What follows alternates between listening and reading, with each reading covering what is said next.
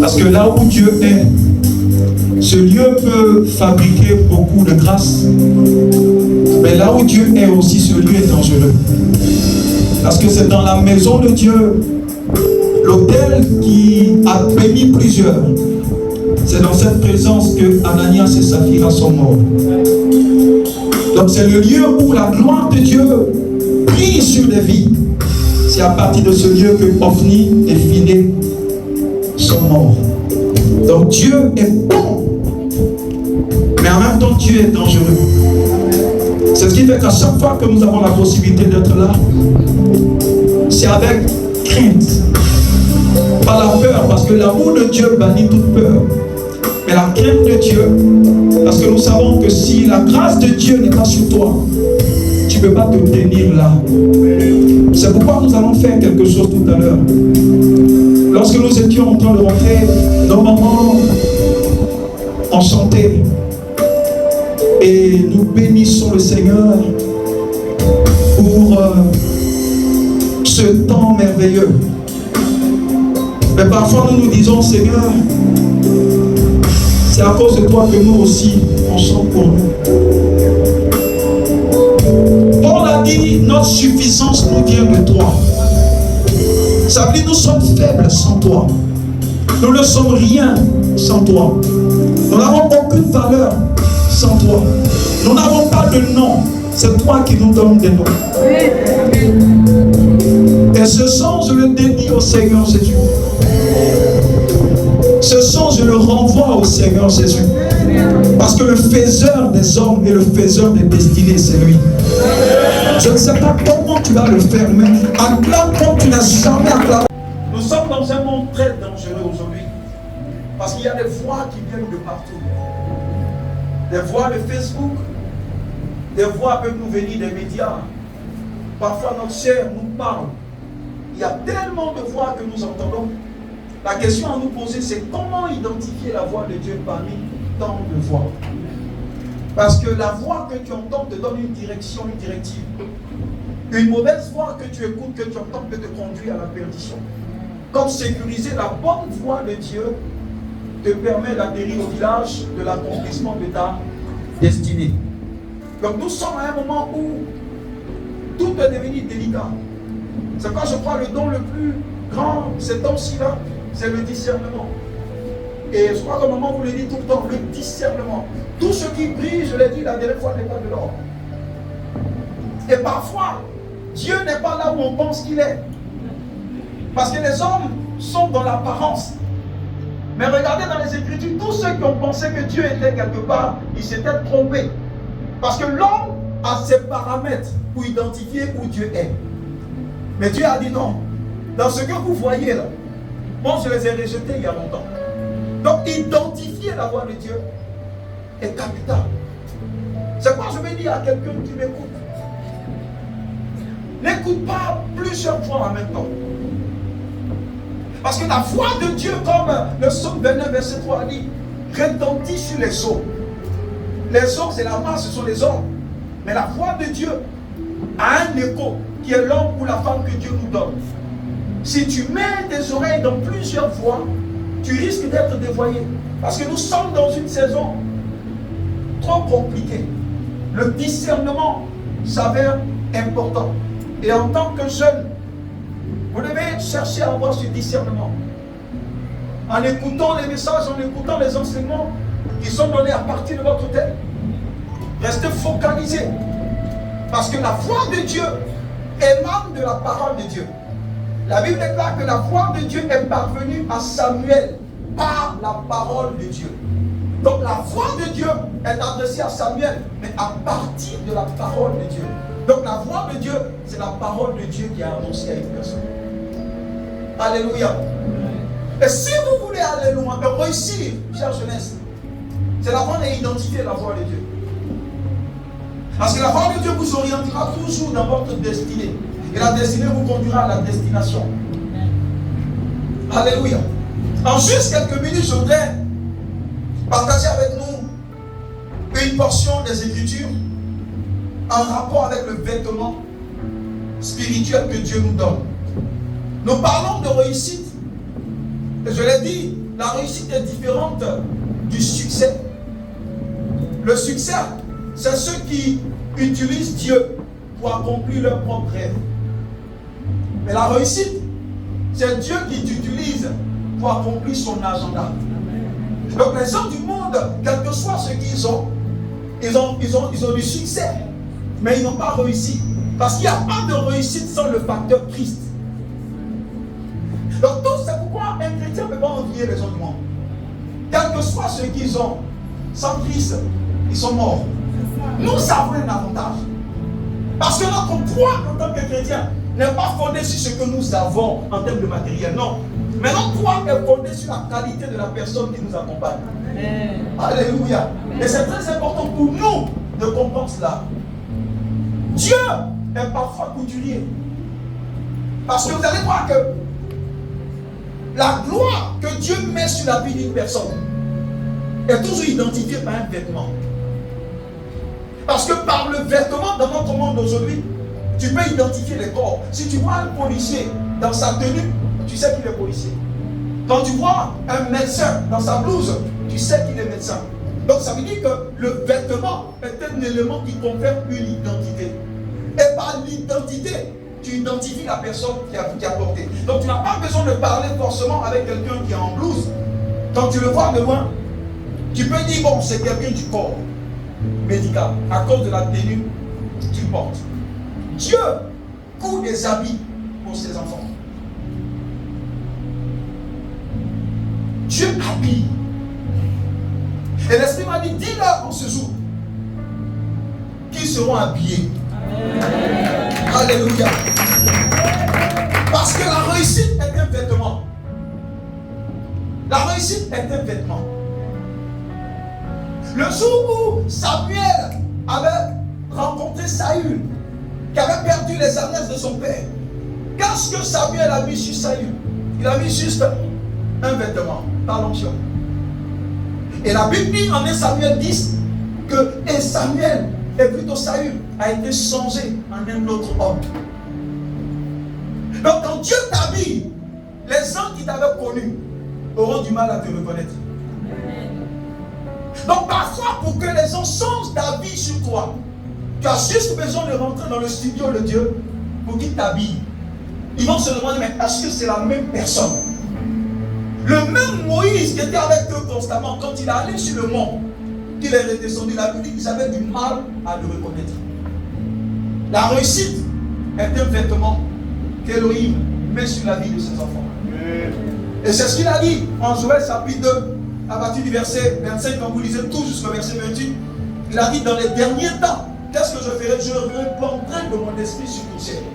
En fait, quand tu étudies les mots dans le texte original, tu ne te rends pas compte que ce que Dieu relâche vient avec un vêtement pour habiller ceux qu'il a prédestinés à être habillés. Pourquoi Dieu habille?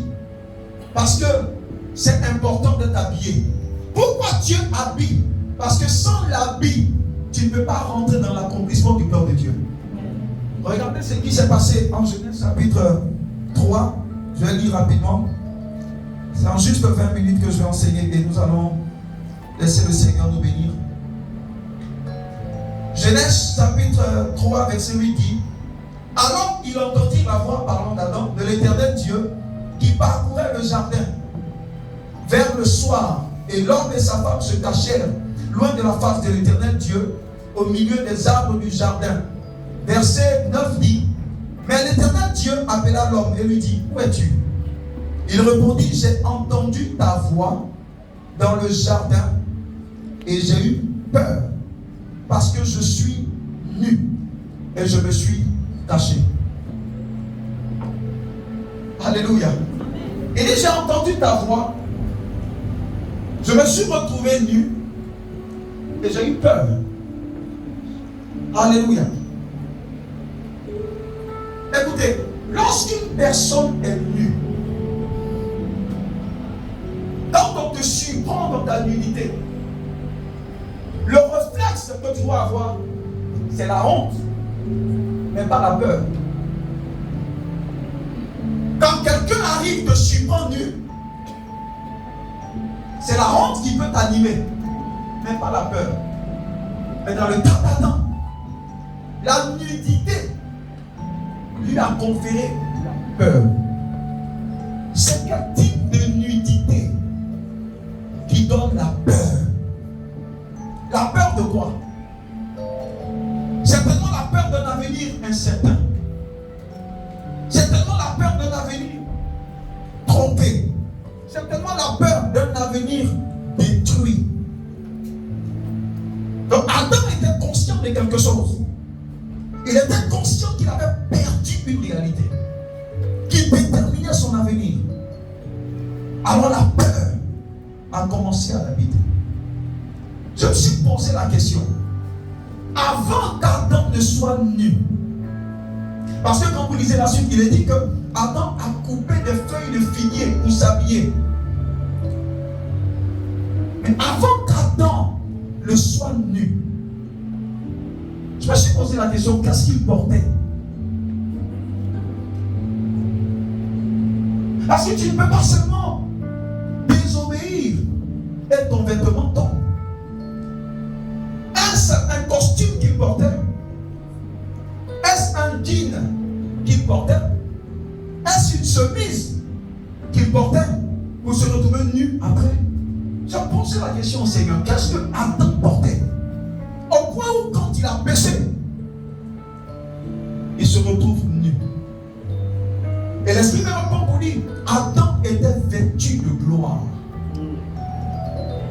Vous savez, spirituellement, la gloire est un vêtement. Adam était vêtu de lumière. Parce que la lumière est un vêtement. Si je prends une lumière que je braque sur toi la nuit, à une certaine quantité ou un faisceau que je mets sur toi, arrivé à un moment donné, celui qui te regarde ne te verra plus. Parce que la lumière te submergera. Adam était vêtu de gloire. Et quand vous lisez Ésaïe 66, vous allez vous rendre compte que la Bible nous parle de cette expression vêtu de gloire. Un chantre ivoirien a chanté vêtu de gloire. Adam était vêtu de gloire. Quand Dieu veut habiller ses enfants, Dieu les revêt de gloire. Et ce que Adam a perdu par le péché, c'est son vêtement. Et son vêtement qui émane de la présence de Dieu dans laquelle il habitait.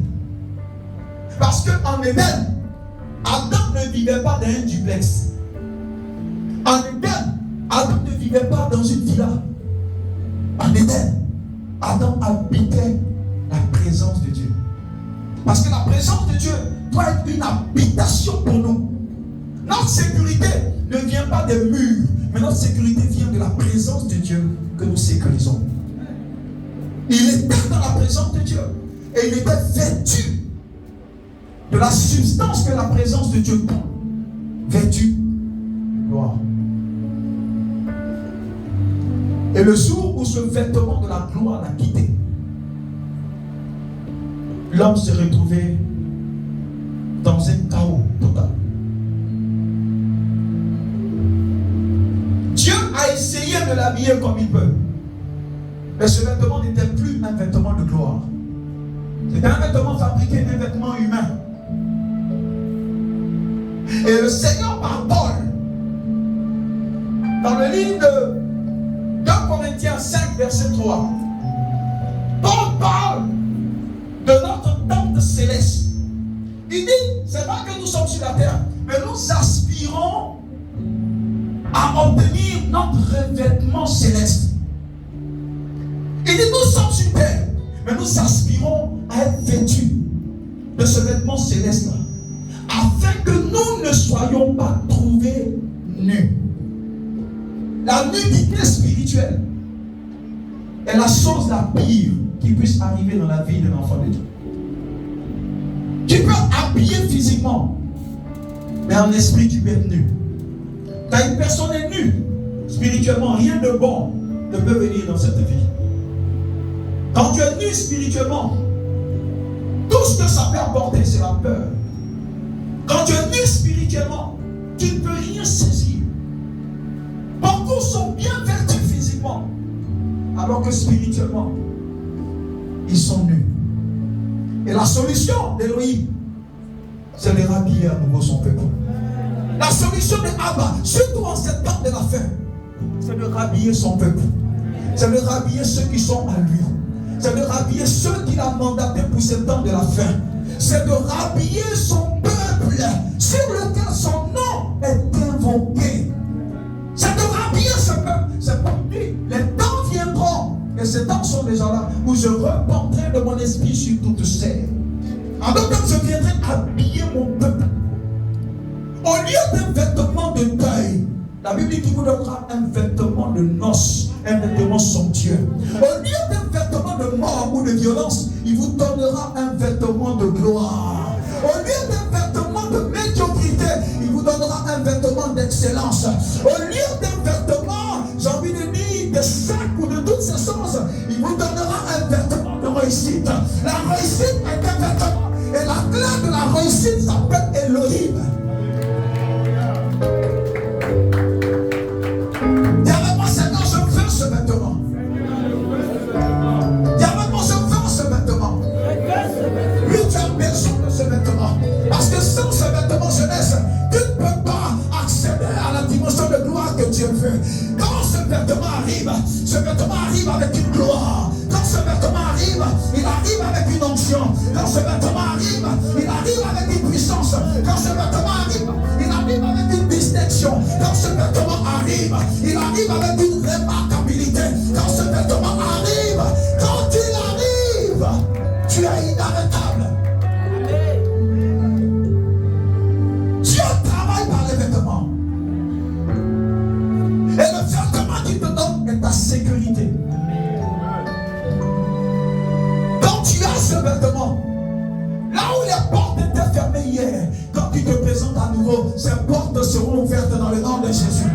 Quand tu as ce vêtement, ce qui était impossible hier, à cause de la grâce de ce vêtement, la chose devient possible dans le nom de Jésus. Quand tu as ce vêtement, tout ce qui était maladie dans ton corps est obligé de capituler. Quand tu as ce vêtement, tu n'es plus la même personne. Quand tu as ce vêtement, tu changes d'identité. Lorsque Saul de Tarse a reçu ce vêtement de Abba, lorsque Saul de Tarse a été habillé de la gloire de Dieu, lorsque Saul de Tarse a été habillé par notre Seigneur, la Bible déclare que son identité a changé. Saul est devenu Paul, Saul est devenu Paul, Saul est devenu Paul, Saul est devenu Paul, à cause de la grâce du vêtement que Abba a mis sur sa vie. Dis à mon Seigneur, habille-moi de ton vêtement de gloire.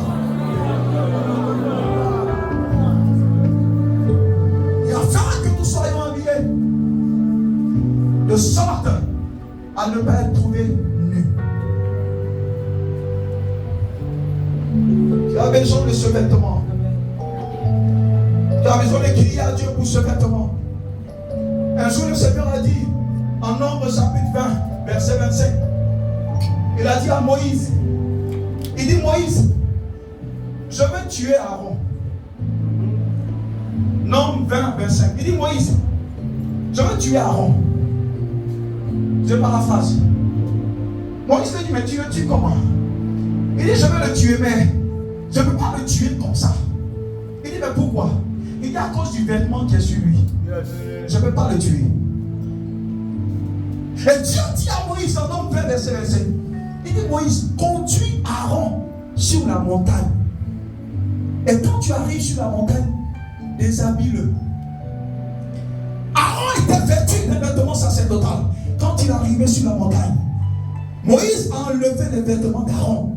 Et la Bible dit, Aaron tomba et mourut. Dieu ne l'a pas tué. Dieu a juste enlevé l'habit. Donc ça veut dire que son immunité était dans son habit. Quand l'habit de Dieu vient sur toi, le diable peut te chercher, mais il ne te verra pas. Quand l'habit de Dieu est sur toi, personne ne peut te tuer. Écoute-moi bien, Dieu lui-même a voulu tuer Aaron, mais il n'a pas pu à cause du vêtement qui est sur lui. C'était pareil pour Moïse.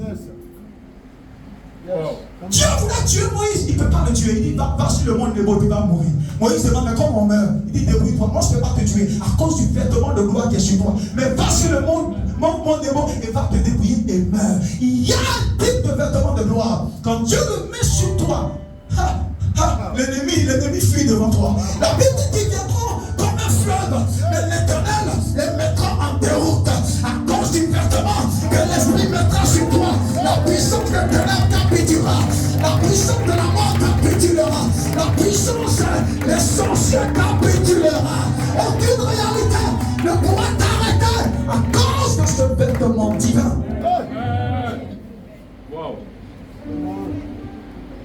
Sur le mont de la transfiguration, Luc chapitre 9, Jésus nous a montré qu'on peut sur terre puis télécharger ce vêtement de gloire.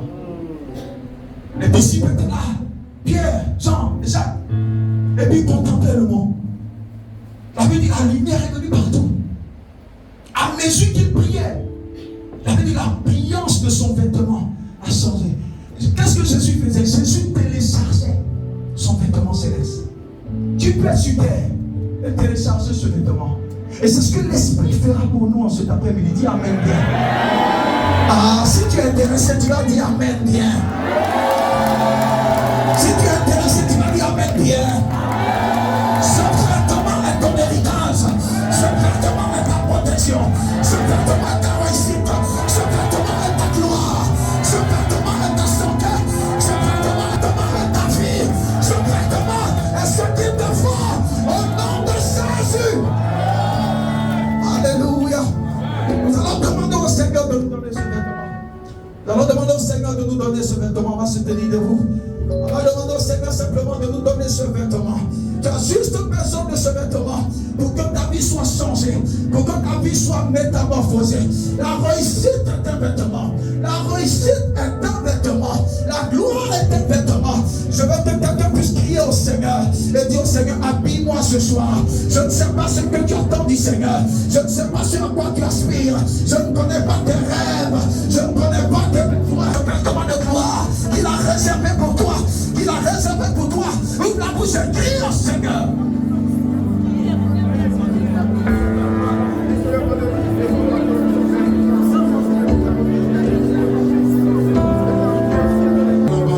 Demande-lui ce vêtement. Demande ce vêtement.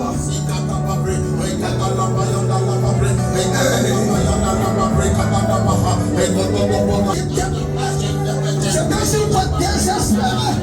Crie au Seigneur. Demande à Dieu de t'habiller. Demande à Dieu de te remplir. Demande au Saint-Esprit de te remplir ce soir. Demande au Saint-Esprit de t'habiller. Je réponds aux besoins. Je réponds.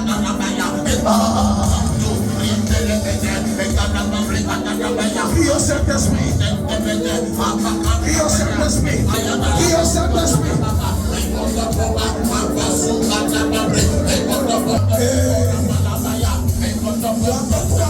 Crie au Seigneur.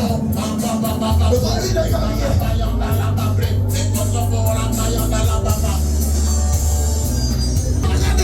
De cette présence, tu sors toujours avec quelque chose. Parce que sur terre, le diable n'a pas peur de Dieu. Mais il a peur de l'homme qui sort de la présence de Dieu.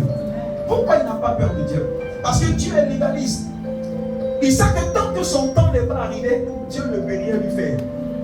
C'est pourquoi quand Dieu convoque tous les fils à une réunion dans le livre des hommes, il vient se présenter aussi. Et Dieu lui dit, ah mon ami, qu'est-ce que tu fais ici? Donc Dieu même cause avec Satan.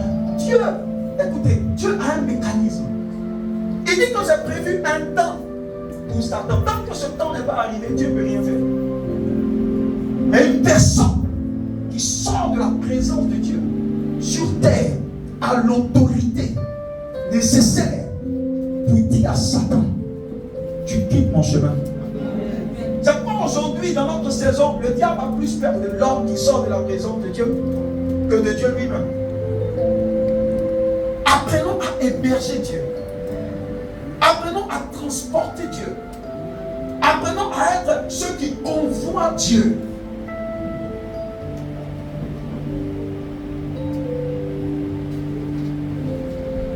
Quand tu as la présence, on sait. Et sa présence est une ambiance. Sa présence dégage un aura. Une personne qui est remplie de la présence, c'est comme un parfum. Vous savez, un homme n'a pas besoin forcément d'être vu pour qu'on sente l'odeur de son parfum. Amen. Ça veut dire qu'une personne peut rentrer et aller dans un bureau, et ceux qui rentrent, qui connaissent l'odeur de ton parfum, peuvent dire, ah, telle personne est là. Mais on ne t'a pas vu. Mais ton parfum t'annonce. Et la présence de Dieu dans la vie d'une personne, qui est la chose la plus importante que nous devons chérir, nous laisse toujours un parfum. Et quand tu as ce parfum, quel que soit celui devant qui tu te tiens, pour les autres on peut dire non. Mais celui qui arrive au nom de l'Éternel, personne ne peut lui dire non. David venait avec l'odeur de Dieu devant Goliath. Et cette odeur prévaut même devant l'œuvre des ténèbres. Parce que la présence de Dieu est toujours accompagnée du gouvernement de Dieu. Là où il y a le gouvernement de Dieu, là où se trouvent les anges, tout ce qui va avec. Ce que tu dois chercher le plus, c'est sa présence. Il a dit, recherche le royaume. Et toute sa justice. Et tout vous seront donnés. Vous savez, dans ce royaume, ce n'est pas tout qu'on cherche. Malheureusement, cette génération cherche les choses. Alors que la parole dit que c'est les choses qui sont censées nous chercher.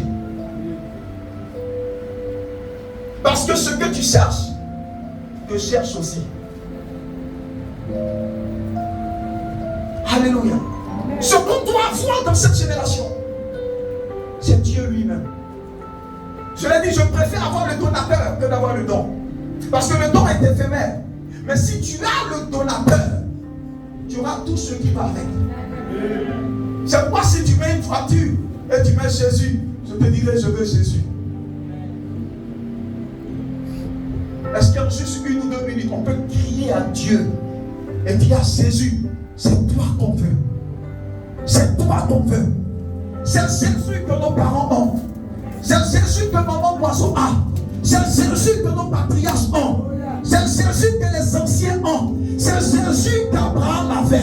C'est Jésus que Joseph avait. C'est Jésus que Paul avait. Mais cette génération veut tout en dehors de Dieu. Abraham a donné à son fils Isaac El Shaddai. Isaac a donné à Jacob El Shaddai. Quel que soit ce que tu donnes à ton enfant, si tu n'ajoutes pas le facteur Dieu, tu n'as rien donné.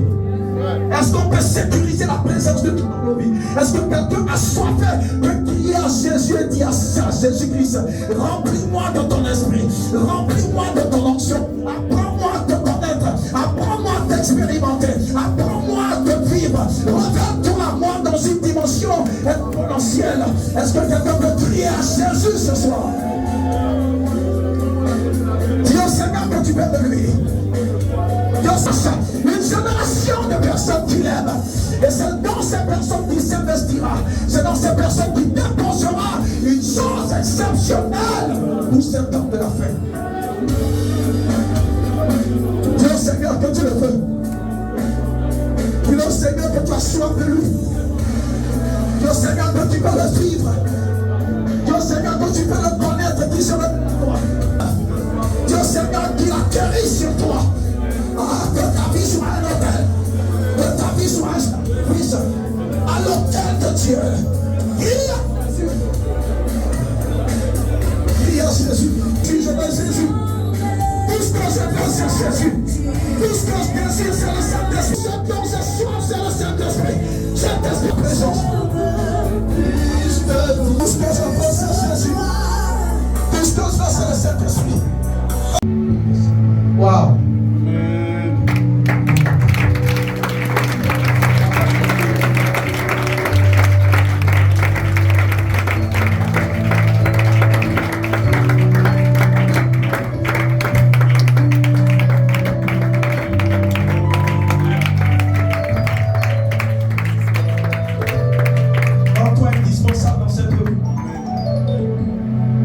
Après ce rendez-vous, sois l'ambassadeur de cette vie. après ce rendez-vous, dis au Seigneur cette œuvre auprès de notre maman. Nous la conduirons. Amen. Nous nous lèverons comme une seule personne. Et la vision que tu lui as donnée, nous l'atteindrons. Le service est ton bonheur. Le service est ta joie. Et le service est ta gloire. Pour terminer, le Seigneur dit à David, dans le psaume 89, verset 21. Dans le psaume 89, verset 21, il a dit, j'ai trouvé David, virgule, mon serviteur, et je l'ai oint. Il n'a pas dit j'ai trouvé David et puis je l'ai oint. Il dit j'ai trouvé David. Mais en David, si je n'ai pas trouvé le serviteur, je ne mets pas l'onction sur David. Parce que l'onction n'est pas pour le visage de David. L'onction est pour le serviteur qui est en David.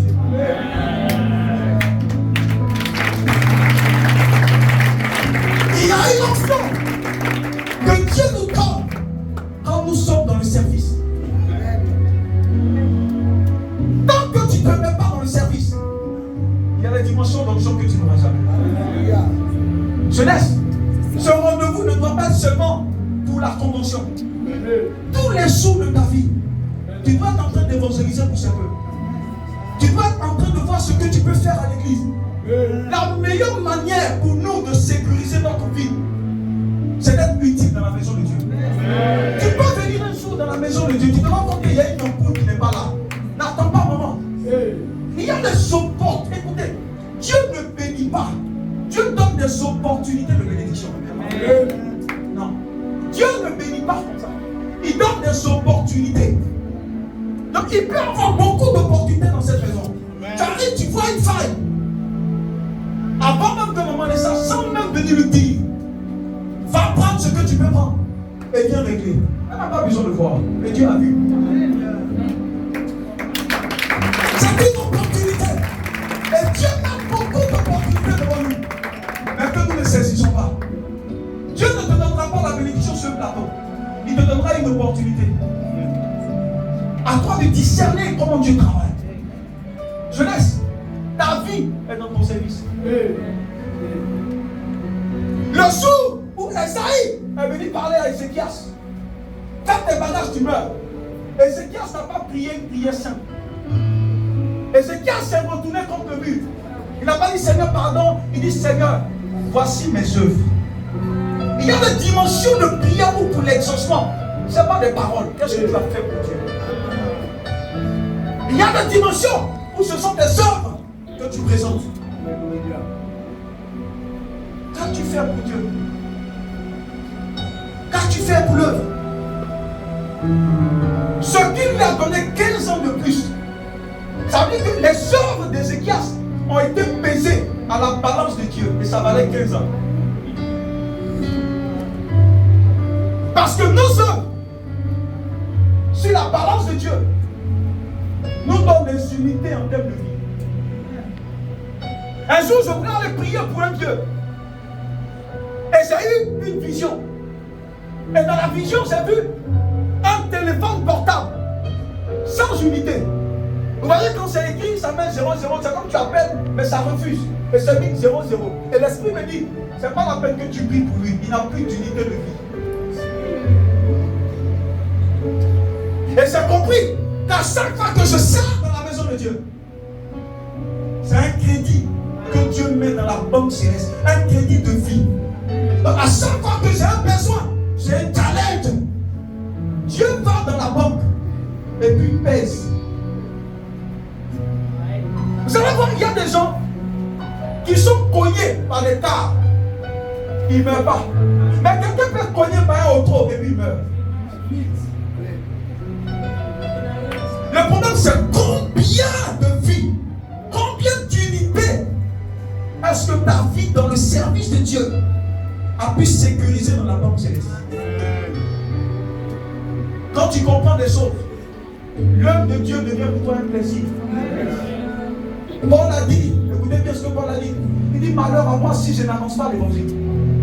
C'est quelqu'un qui avait compris que sa vie était dans sa capacité Prêcher l'évangile. Moi, c'est toute ma vie qui est là. Si je ne sais pas le Seigneur, je suis mort. C'est pas quand je fais de ma vie, c'est toute ma vie. Jeunesse, ta vie, ton avenir, ton bonheur se trouve dans la qualité du service que tu rendras dans l'église. Que Dieu vous bénisse.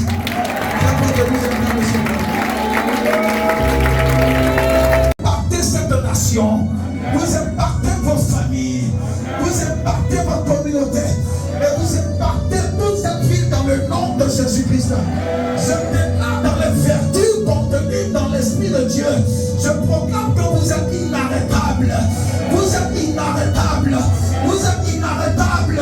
La main de Dieu marche au-devant de vous, la grâce de Dieu marche au-devant de vous.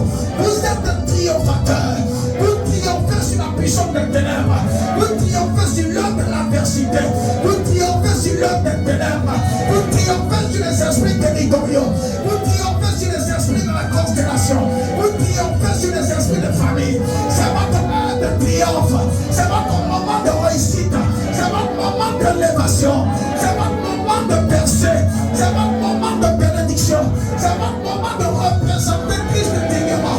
Lorsqu'ils vous regarderont, ils vous compareront à une seule personne, à Christ.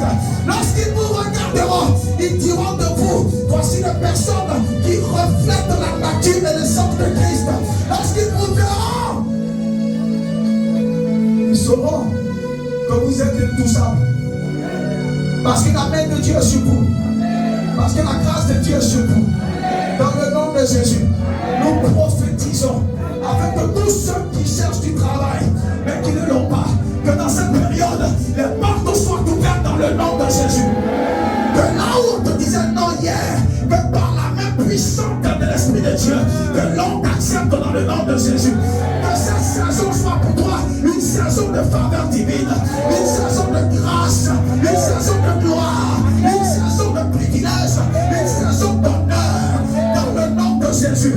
Le Seigneur fait de toi une faveur, le Seigneur fait de toi un signe, le Seigneur fait de toi un prodige. Quiconque te verra te bénira, quiconque te touchera te favorisera, quiconque te verra te donnera d'aller de l'avant, quiconque te verra sera obligé de te bénir. Le Seigneur a dit à Moïse, il dit à mon peuple que je leur ferai trouver faveur aux yeux des Égyptiens. Le jour où les Égyptiens sortaient de l'Égypte, chose paradoxale à cause de la grâce de Dieu, leurs voisins leur ont donné de l'or. Leurs voisins les ont bénis. Ce n'est pas un homme qui peut bénir, c'est Dieu qui pousse l'homme à te bénir. La Bible dit, lorsque les voix d'une personne sont justes devant l'Éternel, il utilise même ses ennemis pour le bénir. Dans cette saison, ce ne sont pas ceux qui t'aiment seulement qui te béniront. Dieu utilisera tes ennemis pour te bénir. Le Seigneur utilisera ceux qui ne t'aiment pas pour te bénir. Le Seigneur utilisera tes responsables pour te bénir. Parce que Dieu a utilisé un corbeau pour nourrir Élie à partir de cet instant. Dieu utilisera tous les moyens pour te bénir, pour te favoriser, pour t'élever. Quiconque te verra te bénira. Quiconque te verra t'élèvera. Quiconque te verra te favorisera. Quiconque te verra t'exaucera. Quiconque te verra travaillera pour te prospérer. Tous ceux qui t'ont promis des choses qui n'ont pas encore donné à compter de ce jour, qui perdent le sommeil, eux qui ne t'ont pas donné, que le sommeil ne soit retiré. Tout ce qui était bloqué, je proclame dans le nom au-dessus de tout, dans le nom de Jésus, le déblocage maintenant même. Junior Impact, c'est ta saison de régner. C'est ta saison de prendre ta possession. C'est ta saison de charger l'œuvre auprès de ta maman. C'est ta saison de marcher avec elle dans cette équipe que le Seigneur vous a donnée. C'est là pour toi de te lever. Parce que les temps sont mauvais. Il n'y a plus de temps à perdre. Abba est pressé. Elohim est pressé. Jésus est pressé. Parce que les temps sont mauvais. Il n'y a pas de temps à perdre. C'est le temps de se lever. Comme des lionceaux derrière la lionne. C'est le temps de se lever comme des guerriers en rang ficelé pour atteindre l'agenda et l'objectif de Abba. L'homme n'est plus au jeu. L'heure est à l'œuvre. L'homme est au service de Dieu. Dans la maison de Dieu. Parce que le service de Dieu, c'est notre vie. Tant que Aaron avait son vêtement, ça veut dire qu'il était au service. Il ne pouvait pas mourir. C'est quand Dieu lui a retiré son vêtement qu'il est mort. Le service nous confère un vêtement qui nous donne l'immunité. Si tu veux que tes ennemis soient serrés par Dieu, sois utile pour Dieu.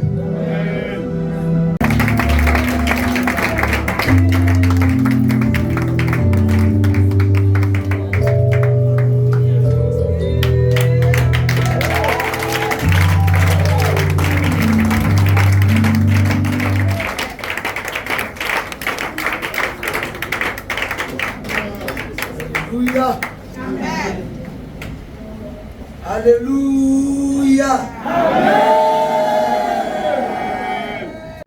On dit que quelque chose de bon peut sortir. Oui, ça peut sortir.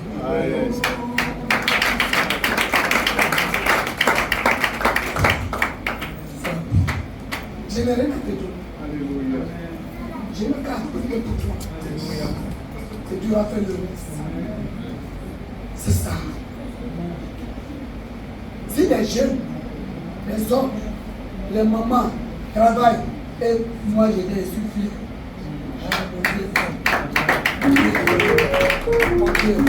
C'est ça.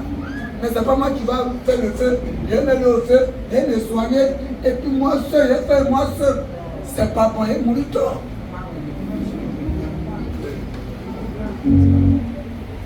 Vraiment que Dieu bénit toute prière qu'il a adressée à Dieu. Qui ne va jamais sortir en vous. Mais je vous demande pardon. Ne faites pas sortir les habits là par le comportement que vous avez montré à la prophétesse des nations du poisson.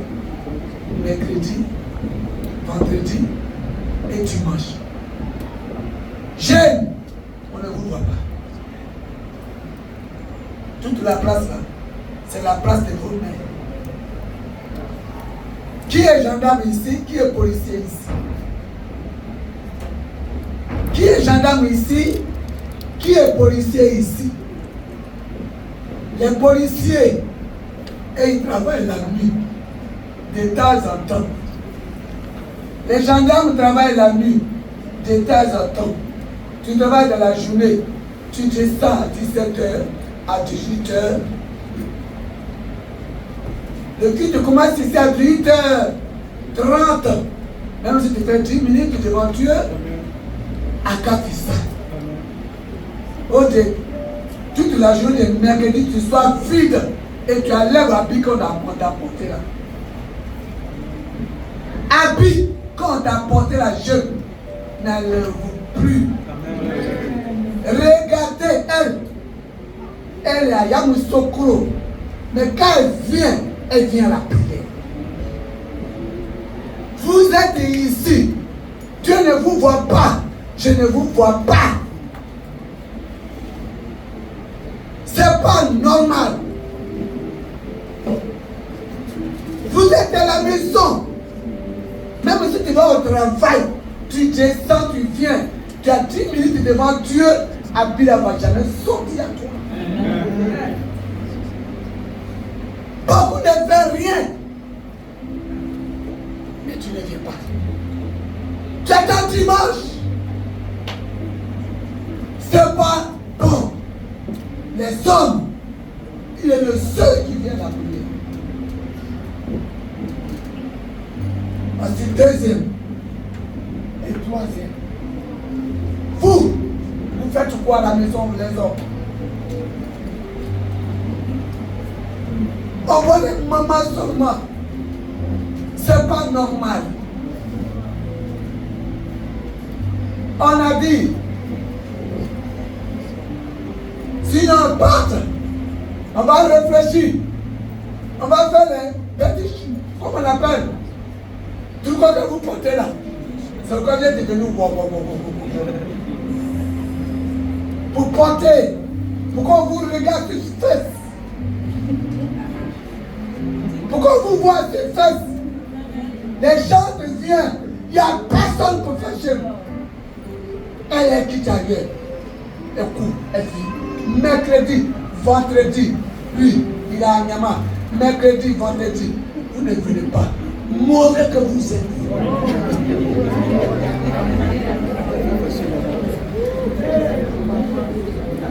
On ne vous voit pas. On dit maman, il n'est pas enfant. On voit même maman seulement. Pourtant, elle a comme âgé. Asani. Amani. Oura. À partir d'aujourd'hui, applique la voix apportée. Regarde, elle ainsi qu'il l'a fait là. Donne-moi ton numéro, mais si je ne le vois pas, il n'y a pas que je je ne vais pas passer par Yoro Niveau. Direct. Je vais, allô mon fils. Je ne les vois pas. Hein. Il faut chercher des prières là-bas. Je vous demande pardon, je me couche. Venez à la terre. Dieu a un plan pour vous. Depuis dimanche passé, il n'a pas changé de sujet. C'est des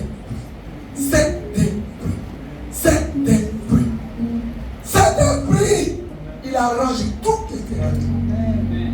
Il n'a pas changé de sujet. Sa prédication c'est basé sur l'esprit. Il n'est jamais descendu. Il a ici plus cet esprit.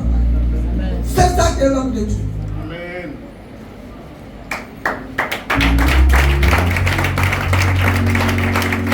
Il est tout en train. Et l'esprit de Dieu